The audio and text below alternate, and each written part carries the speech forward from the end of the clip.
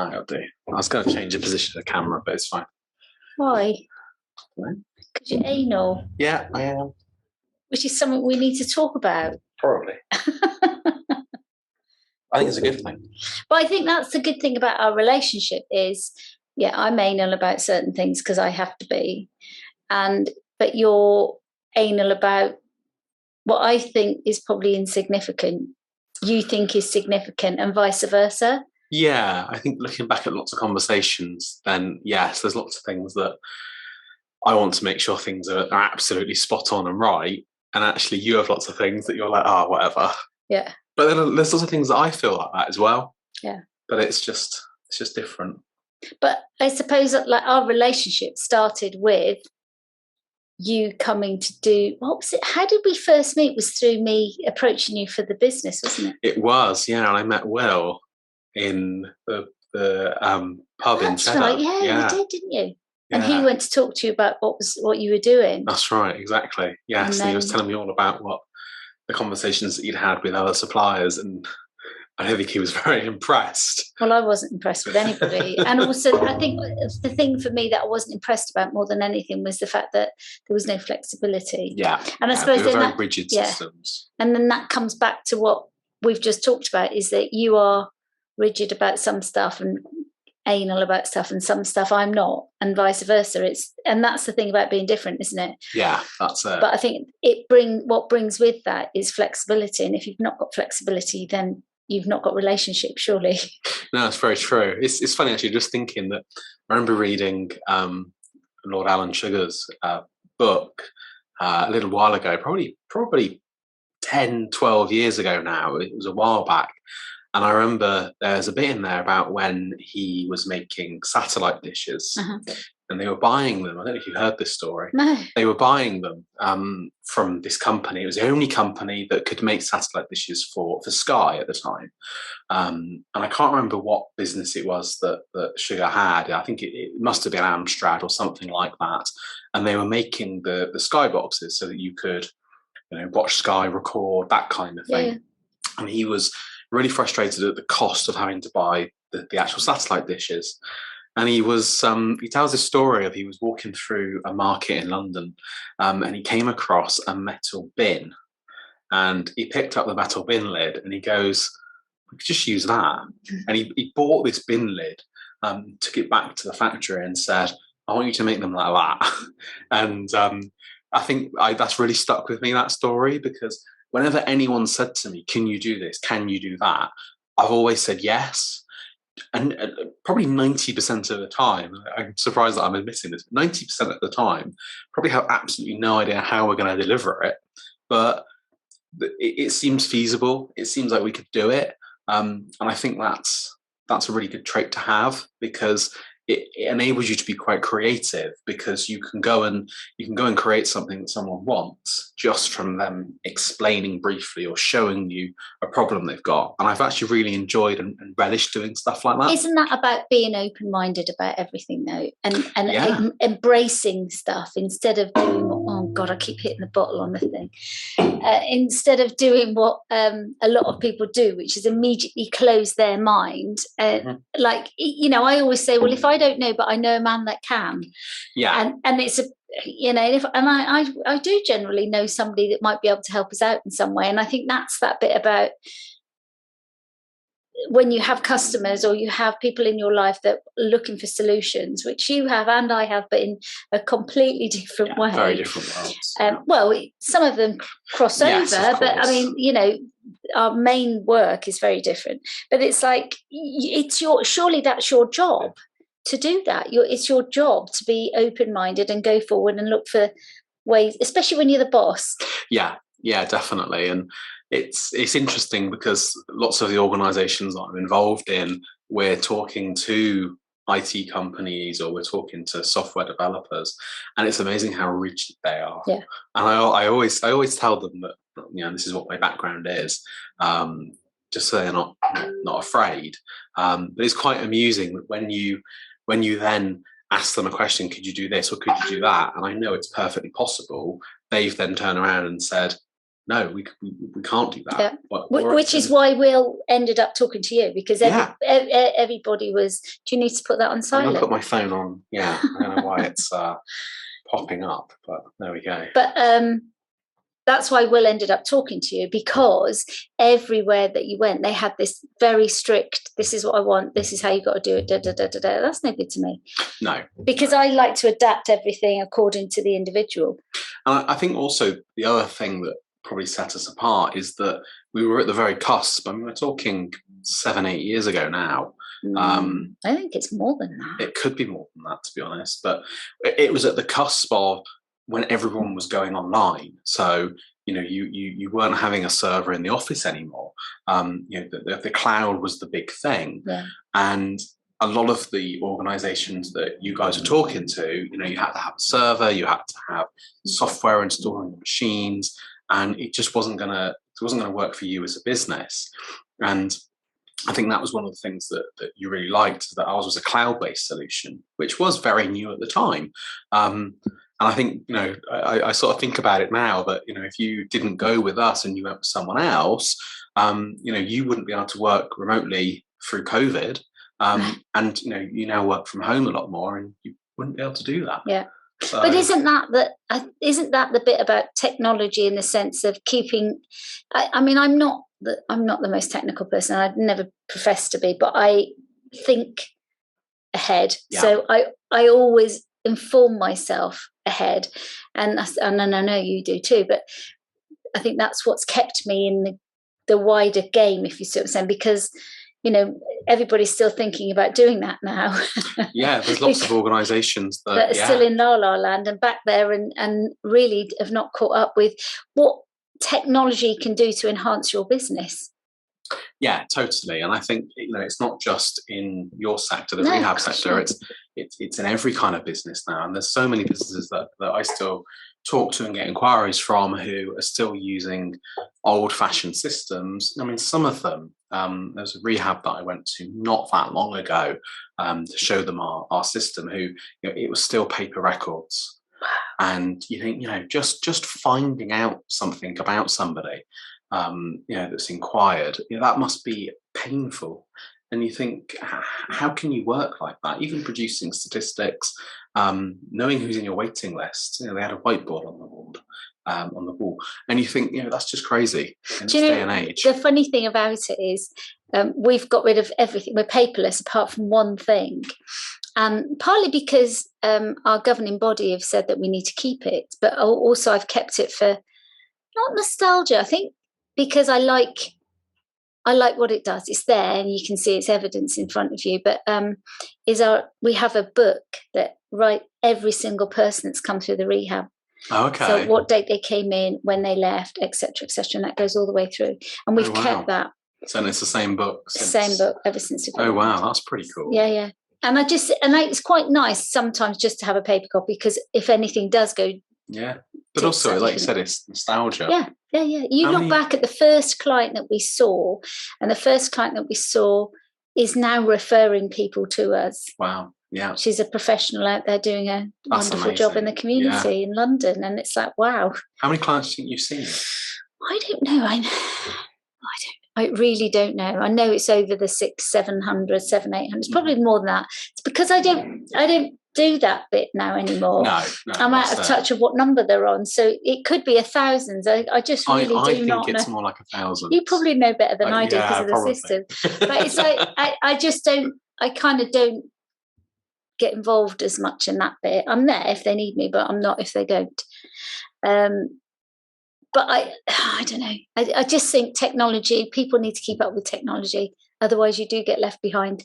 You do. Yeah, exactly. And it's crazy because it's like phones. I mean, you can give me an Android phone, and I'm really truthfully haven't got a clue what I'm doing with it. I can work it out there quite quickly, but I think that's because I've got the technical knowledge on the phones and the laptops. And mind you, we did have a discussion about me on a iPad. I've never used one. No, that's it. Which is quite funny. It's funny actually because I don't do IT support anymore, which is kind of where my background is. And we've still got sort of family friends or just friends who they ask for help, and generally speaking, people that require help are people with Androids. Yeah. And they give me their phone and they go, "Oh, I can't get my email address to work," or "I can't do this, I can't," and they give it to me, and I almost throw it back at them because they're so convoluted of how they work. And I think you look at what Apple have designed, and it's you don't get a user guide with an iPhone, yet there's however millions, hundreds of millions of these phones are about that are successfully used. Well, since we changed over, and the only reason we changed over to Apple was because of William, and he said he uses it in his job, and he said I was sick to blooming death of having viruses or this happening or that happening, and it was constant, and it wasn't like, we're not talking about once every 6 months. We're talking monthly. Yeah. We're talking 3 weeks. And it got to the point where I can't run a business based on a computer system that is not. And touch wood, we've never ever had a virus or anything. Yeah, which is really good. Ever. No, that's it. I mean, the viruses generally, in terms of Macs and so on, they're so little, so limited. Maybe because Mac OS is just built in such a different way, and it's just built to be more secure. And but that's it. But they update regularly, don't they? They update their security regularly, which I love. That it saves me having to do it. Even though I did used to do it on SCOV. But going back to why people keep paper copy, if you've got a paper copy in our industry, you've got to keep it for 50 years. Yeah, it's a long time. Yeah, whereas if you've got an electronics, you don't have to. You can get rid of it within 7. Oh, that's interesting. Yeah, it is interesting, yeah. Mm-hmm. But our first insurance company said keep it for 50 years. Are you joking? Why would you keep a paper copy of something for 50 years? For 50 years. That was what they originally said. That's crazy. Yeah, it's crazy. Can you imagine the storage that you would need? Yeah, but the systems have changed now, so you're not allowed to sue somebody. Well, and also, with the advent of GDPR, you shouldn't be keeping data for longer than is necessary. Yeah. And of course, that's very much up for discussion as what's necessary. Well, they say 7 now, is it? I think it is 7 now. Yes. Where it is ridiculous, absolutely ridiculous. It is. But anyway, that's it. So that's how we met. Yeah, it is. That's how we met. And then what happened? I don't know what happened. How did we develop our relationship? I think it was just working together, really. Obviously, you're very active in terms of running your rehab. Yeah. And developing the system, and you sort of kept coming up with ideas and suggestions of how to improve the software. Yeah, I did. And I think we had lots of conversations around that, which was about how to improve it, but also how to market it to other treatment centres. I think one of the things that you're quite passionate about is helping others, and that's really admirable, really, that you want to share your knowledge and share the system that you've helped develop with other treatment centres. I think the reason I do that is because I see the value in that. So I don't think it's right just for treatment centres. I think it's right for a lot of organisations in regards to star files. It's easy as peasy as having the star files all on one system. You can look at it. You've got a client, you want to know about this member of staff, have they had any warnings, you're doing a reference, it's all there in front of you. You don't even need it. It's so simple. And also you can give people access to that file that require access, and people that you don't want to have access. And I suppose for me, it's a no-brainer. I've looked at other systems that are out there, and A, they're ridiculous amounts of money. B, they can be quite patronising to you, like forgetting that you're the person that's out there doing the work. That's it, yeah. And the other thing I found was like, I don't need that. Oh, but you've got to pay for that. Well, I don't use that. I'm never ever going to use that. With the greatest respect, I'm not going to pay for something that I don't use. No. And then you get these like updates that they send you about your specialism, and you think, I know that. My team know that. We regularly train, but I think it also makes you accountable for everything. So you can't fiddle the books. It's there if you're going to go. I remember one of the reasons why I wanted to go paperless was because, and it was the biggest reason, was I've been to many inquests, but I went to a particular inquest, and I took the file with me to this inquest. and I couldn't read the writing of one of my staff. Right, okay. And whilst I'd done a report and that had all been sent off and it'd been done, they'd asked me about a particular date in this client's file, and I flicked through for this particular date, and I thought, oh my goodness. And I know my handwriting's the worst in the world. So, not as bad as mine. No, it's worse. When I worked for the mental health services, I'll bless them if they ever watch this, they will agree with me and laugh. So I used to say, could you send a note or a letter to, please, me? And I'd say, I'll write it out. Don't bother, Ange, because we can't read your writing. Just tell us what you need to say and you can come and check it. But yeah, and I just thought, I don't want to go through that again. It was very stressful. Yeah. Sitting in an inquest, having to scrabble through somebody else's notes and not have a clue what they've written. Yeah, that does sound quite stressful. And I didn't want to do that again. And actually, I don't think I've been to an inquest since. You're not. No, I hope I never do. But, it was like one of those things. Of course. But with that, that's why we also adopted it for the charity, for the same reasons, because it's there, it's clear, there's no grey areas, this is how it is. If there's any concerns, we can, and also investigations. People make complaints. People make complaints for the sake of it. They do, yeah. But if they make a complaint, then we can investigate that or whatever. Yeah, it makes a big difference. And I think talking about the charity, one of the great things about going digital, of course, again, is the statistics side of it. And it's made it really powerful for us to be able to report on, where people are being referred from, how often we're seeing clients, obviously how many clients we're seeing, all of that in one place. And as trustees, that's really useful. And it's also useful for grant applications and funding requests because we've got it all in one place. Yeah. I think one of the things that we just don't, we have, and we've talked about this and we've put changes into place, but sometimes I don't know whether, because obviously we're trustees together now, I think sometimes we don't take enough information out. But I think that's all organisations don't shout their corner enough, if you see what I'm saying. Yeah, exactly. That's I agree with you.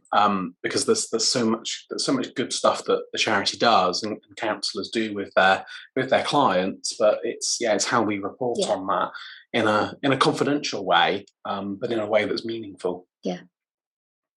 But also that the other side of that is meaningful to who? Yes. Because then that looks at the opposite of what we do. So you being anal about this bit and me being anal about that bit, and the fact that actually what floats your boat doesn't necessarily float mine or vice versa. And it's being aware of that. And I think isn't that about relationships with your end customer or indeed yourself? Am I being anal about this? Do I really need to make a big deal of this or not? Yeah, of course. Yeah, no, I completely agree with you. And I mean, I know that we're both sat here wondering whether the property that you're just about to buy has gone through or not. We are, yes. And it's like, but something like that. So I would never worry about that. I just think, what will be, will be. Yeah, no, But it doesn't. But I know that you're not that you're anxious about it, but it's in the back of your mind. It preoccupies you. It does, yeah, exactly. And I'm thinking, is it going through? What's the vendor thinking? And is the solicitor going to call me? all of those things. There's just lots going on. Really. And I think that's the complement of our relationship, because I know, I'm moving on quite quickly here, but our relationship has very much been about, I was your customer, then I kind of transferred that into, as you said, encouraging development of your... Well, becoming a bit of a mentor, really. And then you became a trustee of the charity, so we've worked even closer together. And then on top of that, and we see each other regularly, and we see each other socially as well now. And you have a good relationship with Will, my youngest. But I think that bit about when I do mentoring with you, I nag the living hell out of you. Yes, that's very true. I think I was chatting to somebody the other day who also has had mentoring with you, and we were saying about how you're very good at sort of picking up this imaginary mirror and putting it in front of you and going, look what you're saying or doing, and is that really what you mean to do or mean to say, or are you saying something opposite to what you're doing? And I think that's that skill that you've got is very clever. But I think that's about observation, isn't it? So it is. Like I observed when you said about anything that's uncomfortable, there's that bit of you that kind of squirms from the uncomfortable, whereas I embrace the uncomfortable. Yeah, so of course. It would be, well, what's that about? But I suppose sometimes I don't want to do that. Yeah. I don't want to just be. I don't want to challenge. Sometimes I just want a quiet life, but I feel I have a level of responsibility. So if you're spending time with me for a specific reason, in fact, no, that's crap because I do it all the time. I think, I do. I think, and I am what you see in every walk. Well, you know that because you've seen me in lots of different walks of my life. But are you? Am I what? The same wherever you are? No, I think it varies. I have this thing where I'm quite good at making decisions in terms of business related things, but I'm terrible personally. And it's something that I've noticed over the last few years. And it's one of those things where it's actually really hard to understand why. I think it's because when you make a decision, about your personal life or about something you're going to do with friends or whatever, because it impacts people that mean a lot to you, it's harder to make that decision. Whereas, if you're running a business and you need to make a decision about what you're doing with that business, or you need to decide what supplier to use or what product to buy or whatever, in my mind, it's much easier for me to make that decision because it's my decision and I own that decision and it's my business. So it's not a democracy almost. And I think that's kind of something that I really learned and probably still need to work on. I understand that because I think there is that level of ownership. So, and the thing that I've had to learn myself over the years, and we do have a big age gap, but that thing about I allow my team to make all the decisions. I will intervene. It's very rare that I use the boss card, if you see what I'm saying. But I also don't have a problem in my personal life in that sense of having an opinion, but also listening to other people's opinions, of course. Yeah. But I think conflict, when there's a level or a risk, and it's a risk of a relationship or a risk of confrontation or any of that, I do put my confrontation hat on and go forward with it. Whereas you back off. Yes, definitely. Rather than and I think making decisions in relationships. I remember it came to mind when you were talking, and I remember when I was single and I had my two oldest children, and I knew that I was going to be getting into a relationship in the near future. I was only young. I was in my late 20s. And I thought, right, okay, what do I want in a relationship? And I actually wrote it down on a piece of paper. Oh, really? And I wrote a list. Yeah. And it was like, I want this. I thought you were going to pull it out. No. That would be funny if I still had it, wouldn't it? I don't know that I have. I might have somewhere. I'll look for that now. And I wrote a list of what I want in a relationship and what I definitely don't want. So, because obviously people can't tick a box to everything. It's impossible. Nobody's perfect. And I literally did that. And I thought, okay, so I knew that I wanted, say, somebody that had an equal understanding around money. I didn't want somebody that was wealthy, but somebody that would not spend the last penny in the bank and put us into overdraft so we had bank fees. That kind of thing. Someone's on the same page. Yes. And things like that. And somebody that was respectful and kind. And I'm married to a man, so I wanted it to be a man, and somebody that I knew would respect me, but I could also respect them back, and they had the same ethics around work. Because in previous relationships, I've had people that have not been wanted to work necessarily as hard as I do, and I ended up looking after, and I don't want to do that in life. So when I wrote all of that down, so when it sounds awful, but this is true, when it came to picking my next partner, I literally sat down with this list. Now, there was one guy that had his eye on me who was very wealthy, really wealthy, but was completely dysfunctional and bad around money and and I went through this. I thought, I cannot put myself through that. I don't want to do that. And there was another chap that I married. I've been with him ever since. But it's that bit, isn't it? It's about knowing what you want before having to put yourself in a position of making a decision. And I think sometimes you don't do that. Yeah, I think you're probably right. It's quite a good learning opportunity there, I think. And I never go with anybody. I would never have a relationship with somebody who's with somebody else, because I just think if they'll do that to me, then if they'll do that to their current partner, they do it to you. Yeah, no, I think you're absolutely right. And it's also about self-respect. It's what you deserve. And one of my counsellors said to me years and years and years ago, you deserve the best. And I thought, yeah, right. I didn't have very good self-esteem at the time. And then I thought, okay, from now on, I'm only going to go for somebody who I think is the best. Yeah. And I did. And now you're happily, living happily ever after. Well, yeah, day at a time. Day at a time. I suppose we have been married quite a long time. We've been together for 35 years. Have you really? Yeah. Wow. But we've known each other since we were at school. Oh, did you? I did not know that. Yeah, we met at school in the. This is really romantic.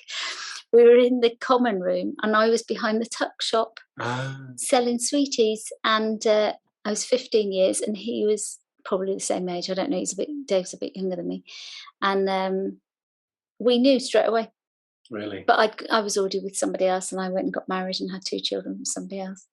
He didn't. And then years later, we got back. But we became friends. Yeah. We became friends in between that time, and in fact, he was at the hospital when I had my first 2 kids. He came to visit us on the day because he was very close to my mother. And that was how it was. But we'd never had, no boundaries had ever been crossed. We were just good friends. Yeah. And then when I got into recovery, we stayed good friends for a period of time, and then we hooked up. Wow. Never looked back. Never looked back. That's a lie. Anybody that says that's lying, I think. Yes, you're probably right. You're probably right there. So. Well, I do. I think I look back and wished I had. I don't want to undo what I did, getting married and having children and all of that. But I suppose what I do feel is I wish we'd had a bit more time when I was healthier. Yeah. Mm-hmm. And then we'd be doing a lot more than what we've done now. Yeah. But that's all. But other than that, I've got no other regrets. Got any regrets? Well, there's always regrets, isn't there? But it's what you learn from them. Yeah, I agree with you. Yeah, completely. That's the thing. I'm a relatively big risk taker, especially in business, and there's always regrets. And in fact, I had this conversation with Will the other day around sort of startup businesses, and we were talking about a business that he was partially involved in. I said to him, "Well, you've not mentioned that for a while. What's happening with that?" And he goes, "Oh, they've gone bust." And they ran out. The project ran out of money. And I was saying to him, if you think about it, there are so many people out there that have got these brilliant ideas, and they've got a very small amount of money to try and make that idea happen. And unfortunately, people take advantage of people in those situations, and they charge perhaps more than they should, or they take longer to do things than they should. And unfortunately, quite often those businesses struggle to get off the ground. And unfortunately, that's what happened with the business that I was talking about. And I had lots of ideas, lots of things that I've done that unfortunately haven't succeeded. And I think using the sort of the entrepreneur word, that is somebody that starts lots of different businesses. It's not somebody necessarily that starts one business and is successful in it. And I classify myself as someone that has started lots of different businesses. And one of the ones that I kind of wish had taken off more was a business that I started called Staff Guardian. Which I'm not sure if you're aware of, actually. No, I don't think I am. So it was a business. I can imagine what it was. So it was a business that it kind of came out of an idea. So I was doing a lot of work with Citizens Advice Bureau at the time, and they had lots of their staff that would go out and seek vulnerable clients in the community. And they could be a mixture of clients, people that needed help with form filling. It could be people that needed help with their own mental health. It could be a variety of things. And there was this manual sort of system set up whereby they had to ring to say they'd arrived, and they'd ring when they'd leave. But the issue was that in being such a small organisation, typically they'd miss the phone because they were on another call, or they wouldn't be able to get through because the line was engaged. And it was just not a good system. And generally, when you talk about lone working, lots of people go back and look at the estate agent case years ago, Susie Lamplugh, who unfortunately I think was abducted. And there's no real, or at the time there was no real system out there for you to automate this process. So came up with the idea of an automated text service that would allow the staff to send a text message to the system that would highlight that they'd arrived and at which client they were at. And it would automatically set a predefined timer so that if they hadn't checked out after that time, it would then alert their manager or so on. So a completely text-based system, and it worked really well. Had some couple of companies using it. It worked really well. And one of the things that kind of developed out of that was that, how do you then know where, Kate, for example, she's seeing Mrs. Jones. How do you know where Mrs. Jones lives? You then got to look at their case management system or their records to find out. What about if you had their GPS information, so you know exactly where they are? So we went and developed a small GPS device that would the staff would carry with them. So then we would know exactly where they were, and it would have an SOS button on it. So if they were in danger at any point, they could press it, and it would alarm and alert. We then had the next issue came along, which was mobile phone signal, because it used a mobile SIM card. So we had the issue whereby, it might be that, because we're in Somerset, and this is one of the great things, is because we're in Somerset where signal's not the best. If you were in the centre of London or Manchester, you wouldn't have these issues. But because we were in Somerset, we found that actually sometimes the system wouldn't work because there was no signal. So then started looking at, could we have a relationship with all the major mobile networks? So if the Vodafone signal was poor, it would automatically switch to O2 or it would switch to EE or whoever. So we got that. We did that. We sorted that out. We had a SIM card that was a roaming SIM card, so it could work on any mobile network. The issue we then had was the cost. That SIM card wasn't particularly cheap. The device wasn't particularly cheap to buy and manufacture and have delivered from China. And the software, we built the software, and the software was really good. I remember I was doing a demonstration at one point to a client, and my dad had one of these devices, and he was on a journey. I think he was driving to Scotland, somewhere like that, and he started driving at, I don't know, let's say 11 o'clock in the morning. My meeting was at 2, and I put on their big projector the map that showed where his device was. And it also tracks speed of travel, and you could see that he was doing like 90 mile an hour on the motorway, and which is quite a good story. But yeah, the system was built; it worked really well, and we had a really big inquiry from one of the local authorities who wanted to give it to all their staff. So we started on a pilot.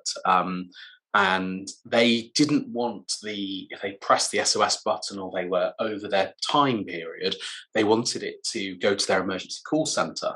So we worked with their emergency call centre to receive these alerts and trained them on what to do. And the pilot went live, and it worked really well. The biggest challenge was the cost of these devices. They were already giving their staff mobile phones. They were then having to give them this device, which was almost the same cost as a mobile phone. There just wasn't the budget for it. And at the time, when we designed all of this, you couldn't have it as a mobile phone app because it would just drain the battery. It would use so much resources, it wouldn't work. So, but to me now, I think, why don't you do it as an app? that's the thing. You could do it as an app, but there's already lots of other apps out there now that do it. Unfortunately, but saying that, but I work in an industry where you have lone working, and yet I've never heard of any of those apps. Yeah. And also, I work for the local authority. I work for the acute and community mental health, and they never had anything like that.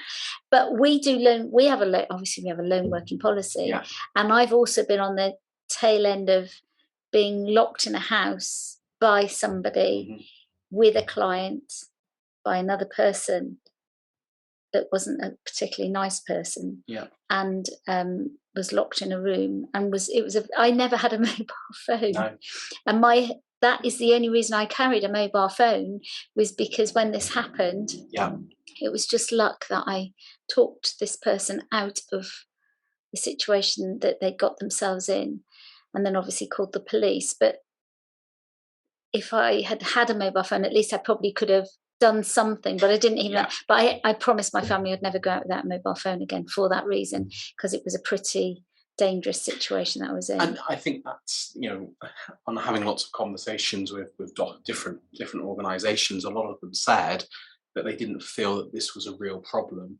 and I think virtually all of them said that they'd look at it and they'd probably sign up if and when something happened, which is the total, it's the wrong attitude.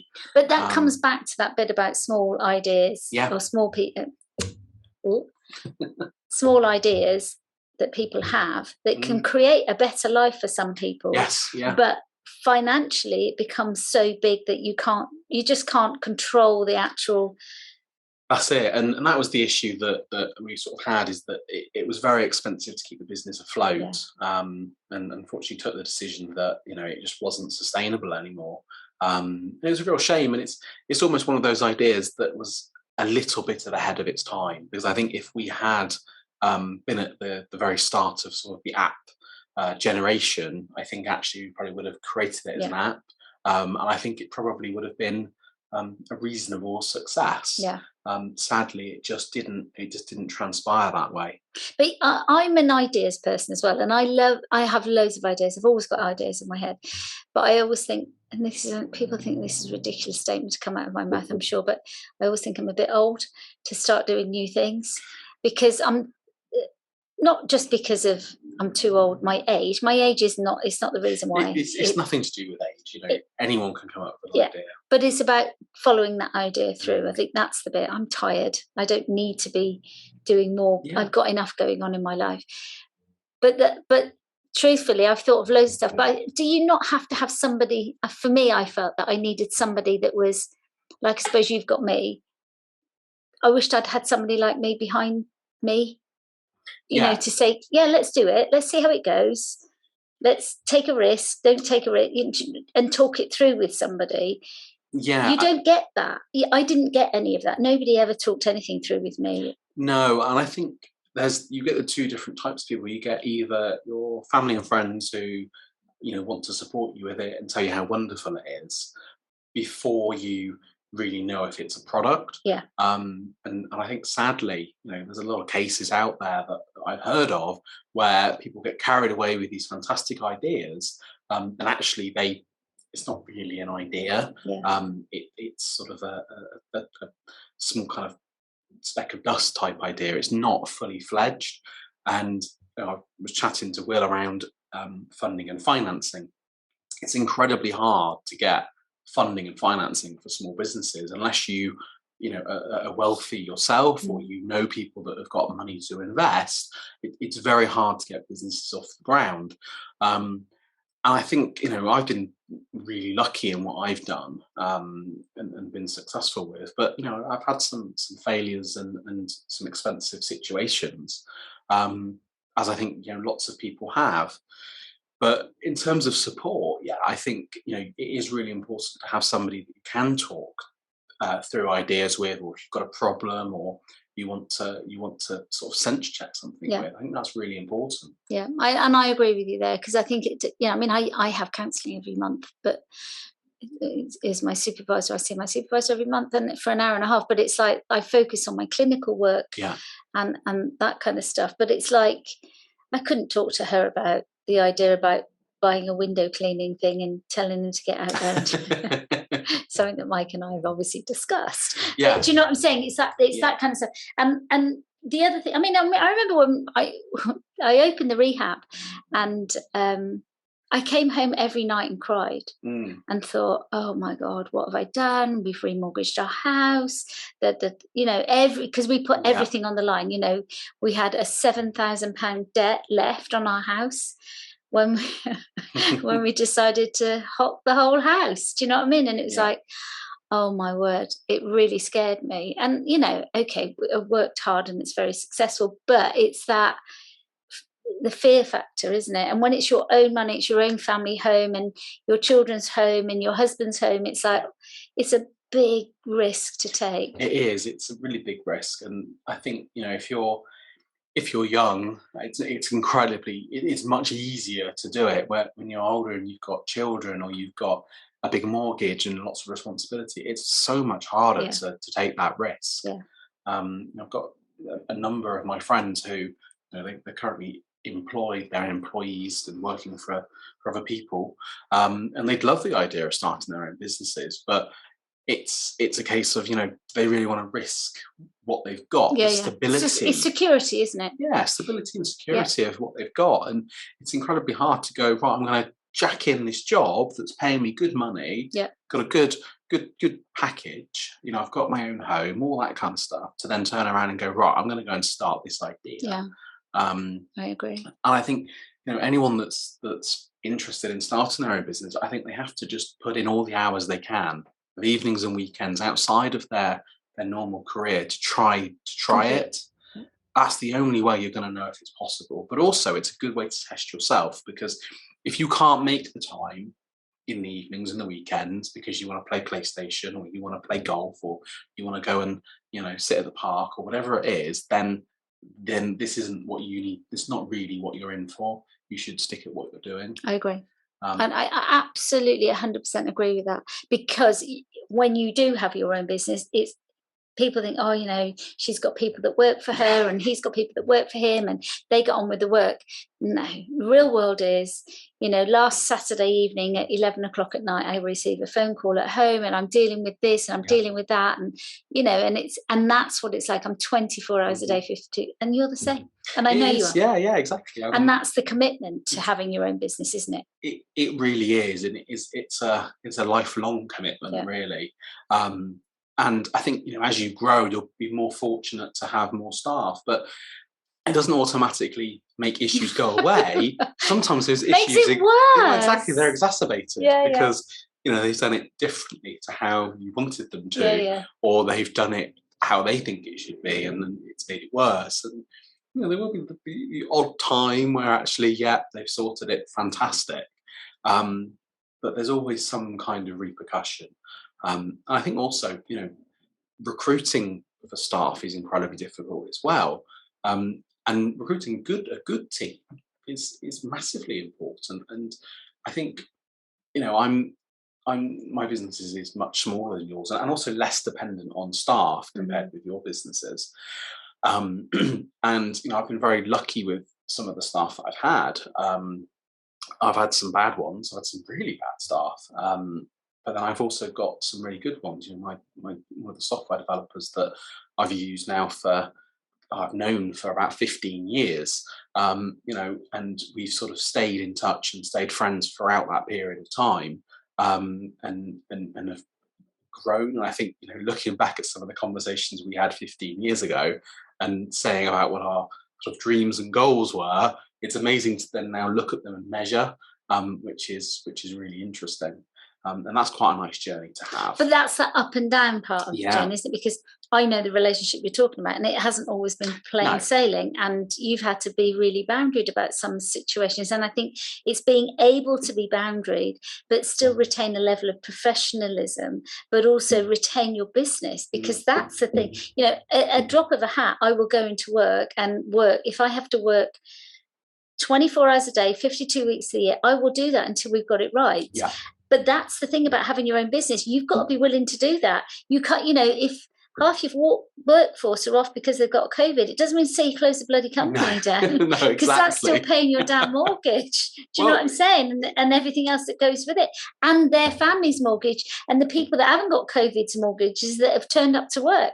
It's all about that, isn't it? It really is. I've got some holiday lets, as you know, and frequently we get people that lock themselves out at 11 o'clock at night or 2 a.m. in the morning. And, we put processes in place to try and prevent that now. I've learned from it. We've got digital locks and so on instead of keys. But you still get people that, expect you to be 24 hours a day. And it is quite amazing that people don't necessarily realise that. And, I think it's only people like ourselves who run businesses that actually really understand that.